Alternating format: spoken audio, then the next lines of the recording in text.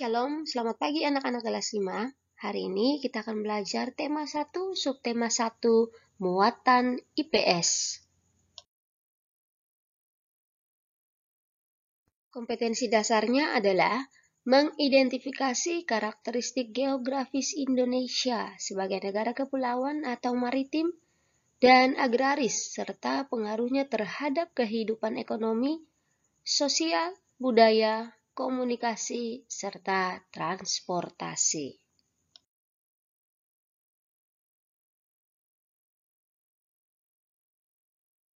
Materi pokok untuk pelajaran hari ini adalah karakteristik Indonesia sebagai negara kepulauan atau maritim dan agraris, serta pengaruhnya terhadap kehidupan ekonomi, sosial, budaya, komunikasi, serta transportasi.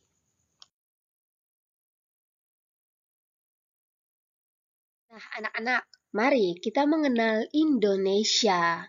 Indonesia merupakan salah satu negara kepulauan di dunia yang terletak di kawasan Asia Tenggara. Secara geografis, atau anak-anak tahu bahwa geografis itu posisi berdasarkan kenyataan di permukaan bumi. Indonesia terletak di antara dua benua, yaitu benua Asia di sebelah utara dan benua Australia di sebelah selatan. Indonesia juga terletak di antara dua samudra, yaitu Samudra Hindia di sebelah selatan dan barat daya, serta Samudra Pasifik di sebelah timur. Nah, anak-anak, secara nyata Indonesia hidup berdampingan dengan negara-negara di kawasan Asia Tenggara lainnya. Melalui peta ini, mari kita lihat batas-batas wilayah Indonesia. Sebelah utara Indonesia berbatasan dengan Malaysia, Singapura, Filipina, dan Laut Tiongkok Selatan. Sebelah selatan Indonesia berbatasan dengan Australia, Timor Leste, dan Samudra Hindia. Sebelah timur Indonesia berbatasan dengan Papua Nugini, Timor Leste, dan Samudra Pasifik. Sebelah barat Indonesia berbatasan dengan Samudra Hindia.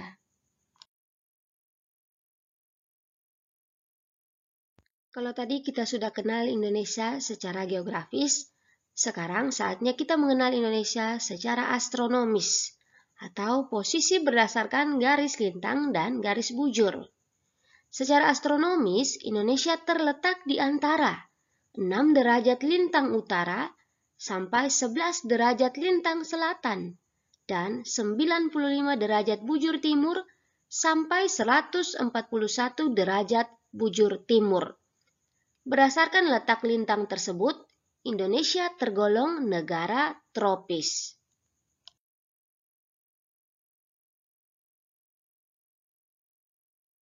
Garis lintang adalah sebuah garis khayal yang membagi bumi menjadi dua bagian, yaitu lintang utara dan lintang selatan. Garis bujur digunakan untuk membantu kita menemukan suatu tempat atau lokasi di bumi. Garis lintang dapat juga digunakan sebagai penanda dalam pembagian zona iklim di muka bumi ini.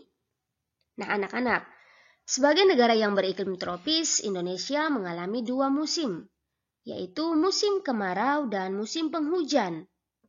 Pada musim kemarau, matahari bersinar sepanjang hari. Pada musim hujan, curah hujan dan kelembapan udara tinggi.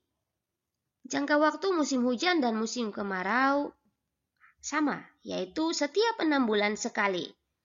Tetapi bisa kita lihat seperti sekarang ini karena adanya pemanasan global, membuat musim menjadi tidak menentu.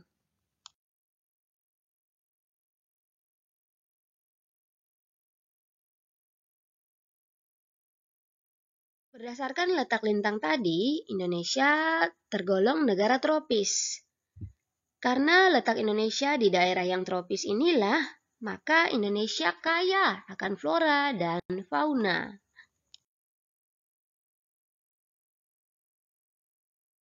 Garis bujur adalah garis yang membagi bumi menjadi dua bagian, yaitu belahan bumi bagian timur dan belahan bumi bagian barat.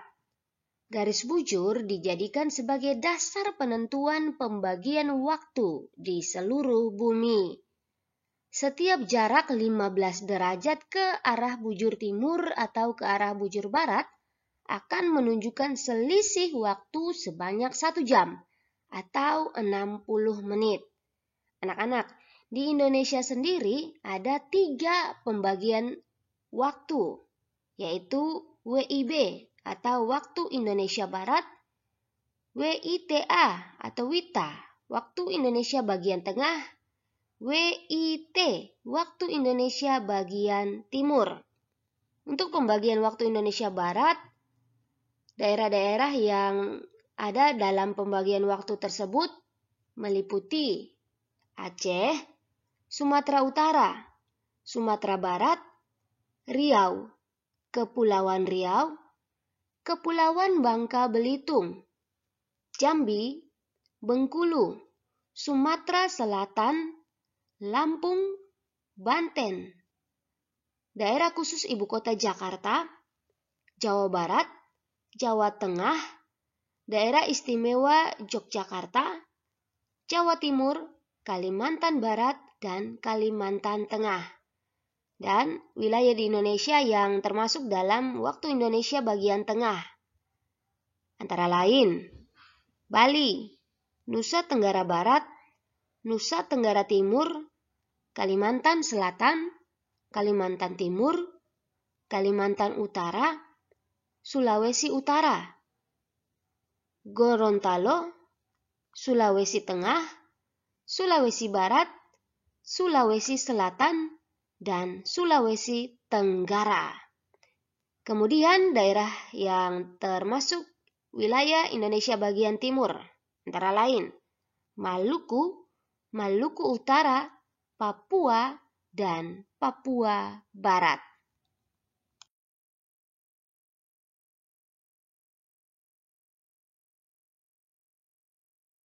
Mari kita kenal Indonesia secara sosiografis atau keadaan penduduk yang ada di Indonesia. Indonesia merupakan negara dengan jumlah penduduk terbesar keempat di dunia. Sebagian besar penduduk Indonesia bermata pencaharian di bidang pertanian, atau mereka bekerja sebagai petani. Indonesia juga kaya akan aneka ragam atau bermacam-macam suku, agama, ras, dan budaya.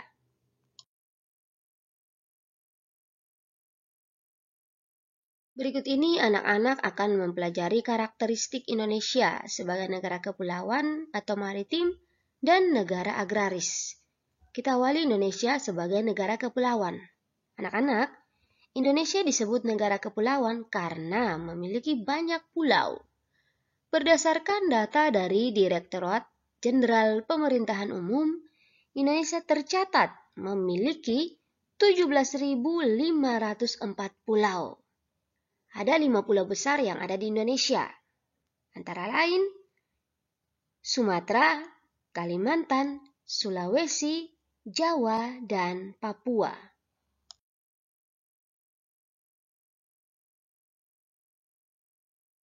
Indonesia sebagai negara maritim. Negara maritim adalah negara yang sebagian besar wilayahnya adalah perairan.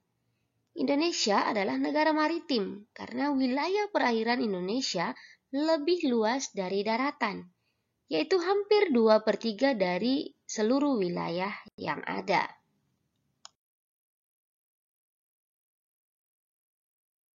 Indonesia sebagai negara agraris. Tidak hanya sebagai negara maritim, Indonesia juga dikenal sebagai negara agraris karena sebagian besar penduduk Indonesia memiliki mata pencaharian sebagai petani atau bercocok tanam. Sebagai negara agraris, Indonesia memiliki banyak sumber daya alam, baik di darat maupun perairan. Indonesia banyak mengekspor hasil-hasil pertanian dan perkebunan, seperti sawit, karet, kacang mete, kelapa atau kopra, tembakau, kakao, teh, kopi, dan lada. Dari hasil ekspor ini dapat menambah devisa bagi negara Indonesia.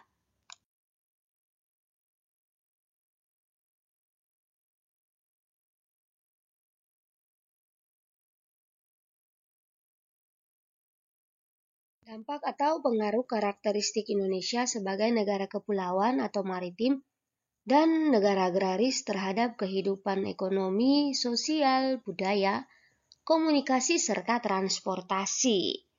Mari kita perhatikan kelebihan letak Indonesia secara geografis. Dalam bidang ekonomi, antara lain dapat menambah devisa negara, dapat dijadikan sebagai pusat perekonomian di antara dua samudra dan dua benua, dapat dijadikan sebagai jalur perdagangan dunia, dapat mengembangkan pariwisata lebih lanjut di dunia internasional, dan menjadikan beberapa tempat di wilayah Indonesia sebagai destinasi pariwisata utama, misalnya Pulau Bali. Di bidang sosial budaya, Indonesia memiliki keanekaragaman adat dan budaya. Inilah yang dapat dimanfaatkan untuk menunjukkan Indonesia di mata dunia bahwa Indonesia punya keistimewaan tersendiri.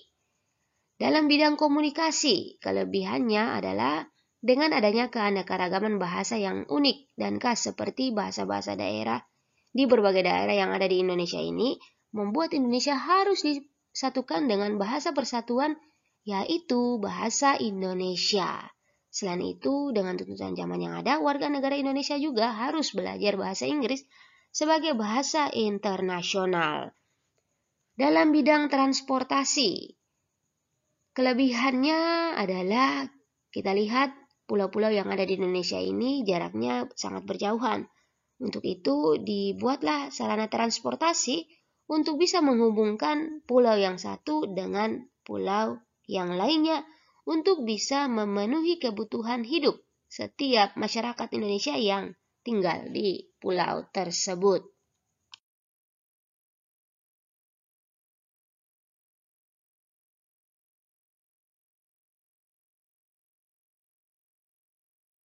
Kurangan letak geografis Indonesia. Dalam bidang ekonomi, adanya persaingan global, adanya pasar gelap atau pasar ilegal. Dalam bidang komunikasi, masyarakat Indonesia sulit menguasai bahasa asing.